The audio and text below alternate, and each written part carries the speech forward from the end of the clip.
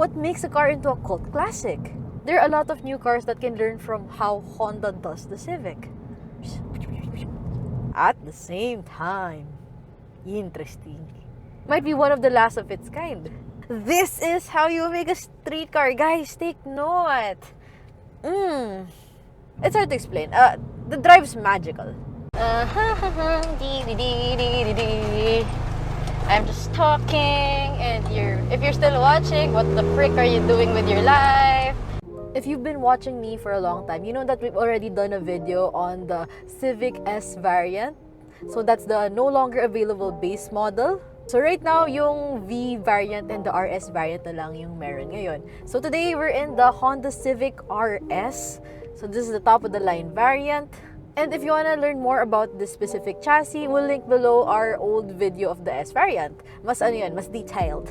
So ito parang refresher lang, but make it top of the line. So in our first review of this chassis, even though the S variant was the base model, stripped of some of the bells and whistles, we fell madly in love with it.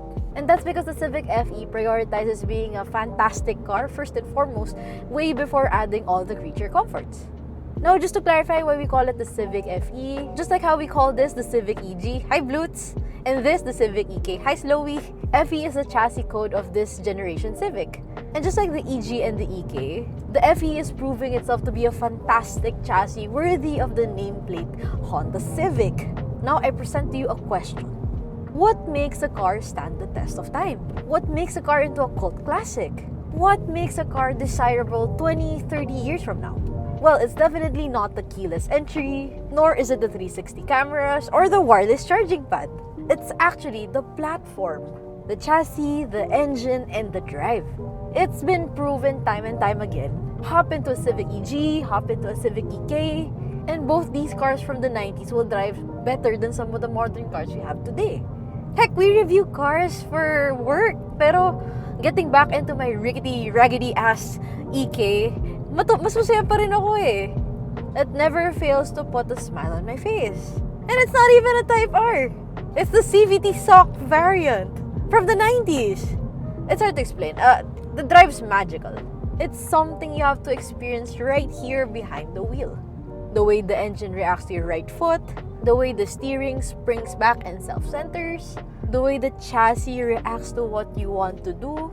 A lot of modern cars do come with a pretty solid spec sheet, but the way the engine, the transmission, the brakes synergize together is kind of a miss. Parang hindi sila best friends, parang acquaintances lang sometimes when manufacturers mix and match things to put out a car. And it's actually that synergy that separates a regular okay car from a driving enthusiast car. The Civic FE chassis checks all of the right boxes. It's fundamentally such a good car. So here in the Civic RS that we're in right now, we have an L15 turbo. So that's a turbocharged 1.5-liter 4-cylinder engine. So this pushes around 176 horsepower and 240 Newton meters of torque. And this is mated to a responsive CVT transmission. And here in the RS variant, it's equipped with paddle shifters. And do note, people are now swapping the L15 turbo into all sorts of cars. So usually people would go for the K-series engine. But since there's such a high demand for the K20, the K24s, a lot of people are now turning to the L15 turbo as an alternative. So just like the B-series and the D-series Honda engines of the 90s, still having support till now up to 2024, I definitely have no doubts that the K and the L series is gonna go on strong for 30+-ish more years. For sure. They'll probably be in race cars then. Now moving on to the chassis and suspension, when you go over bumps, you'll notice how compliant the suspension is. So we realized that the shocks and springs were tuned more towards comfort than performance. But the way the chassis is configured, the way the suspension geometry is set up, you'd think otherwise. When you chuck the FE into a corner, or simply change lanes, the directness in response to this chassis would actually make you think that the suspension is set up more for the sporty side. But it's compliant and sporty at the same time. Interesting. So when we drove the S variant, we were already giggling inside with how the chassis was reacting so quickly. Now with the Civic RS variant, this one is equipped with Michelin Pilot Sport Force. So now we have the proper grip to take advantage of the chassis response. And side note, the Michelin Pilot Sport Force is one of the best rain tires in the market today. So it's being used in local competitive motorsports, lalo na if it's a wet race. So pag naka PS4 sila sa umuulan, kabahan ka na. Ganon, levels. Like this tire will win you trophies. So imagine it comes stock in the Civic RS. Crazy. The Civic FE is stable and responsive with any speed. At the same time, it's still compliant enough to absorb road imperfections. This is how you make a street car, guys. Take note. Make the suspension compliant, but make the chassis and the geometry responsive. So imagine if you upgrade the suspension pa to be actually sporty, diba? Wow. Or get a Type R, pwede din. So you can really feel the R&D they did to the Type R trickle down to this version. Actually, up to the base model pa nga eh. And having said all of that, it's pretty obvious already that I like the steering and the brakes. The way that the Civic's engine and transmission, springs, shocks and bushings, chassis, geometry, steering and brakes, the way all of these work together make it such a nice car. Guys, parang sa office lang yan eh.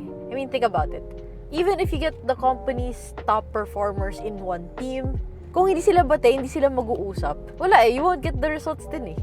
So here in the Civic, it's like your chassis is your really good manager, and he makes sure that all of the team talks and works together well. This makes the Civic FE such a nice driving car. There are a lot of new cars that can learn from how Honda does the Civic. Stripped of amenities, gadgets, and gimmicks, and features, a good car, first and foremost, must be a good car. And I understand that in the modern day, you need all these creature comforts, tech and gimmick to sell to non-car enthusiasts. Because some people just need an appliance to get from point A to B. But for those who enjoy the drive, we're lucky that brands like Honda still pump out cars like this. And I don't even know for how long. And the advent of electrification and stricter emissions and safety standards, it's hard for brands not to stray away from making fundamentally good cars. So it's not far-fetched to say that the Honda Civic FE RS might be one of the last of its kind. Yun lang. Wait. Time out. I forgot na I needed to list down the features of the Civic RS being the top-of-the-line model.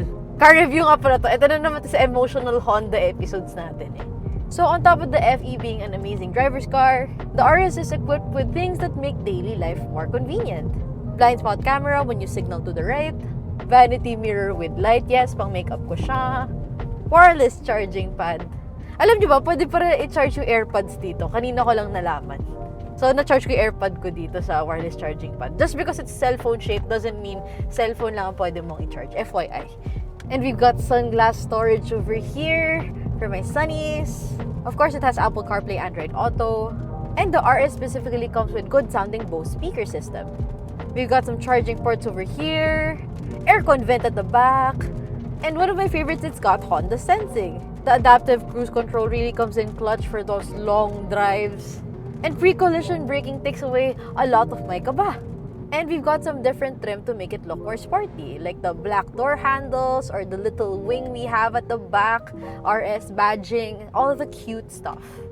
And it comes with 235 wide 18-inch Pilot Sport Force. Ayun nga, grippy boy. Like really, tuntua na kami sa S variant. Pero the RS with the Pilot Sports, so good. So good. Chef's kiss. So if there are any RS features that I've missed, sorry na talaga, but I can't be bothered anymore. Just because I'm enjoying driving this so much. So guys, umalis na kayo, I'll go back to driving. Yun lang, trip ko talaga tong honeycomb design. It's so classy. It's amazing how the Civic FE has matured so much, but still retained its childish, fun civicness.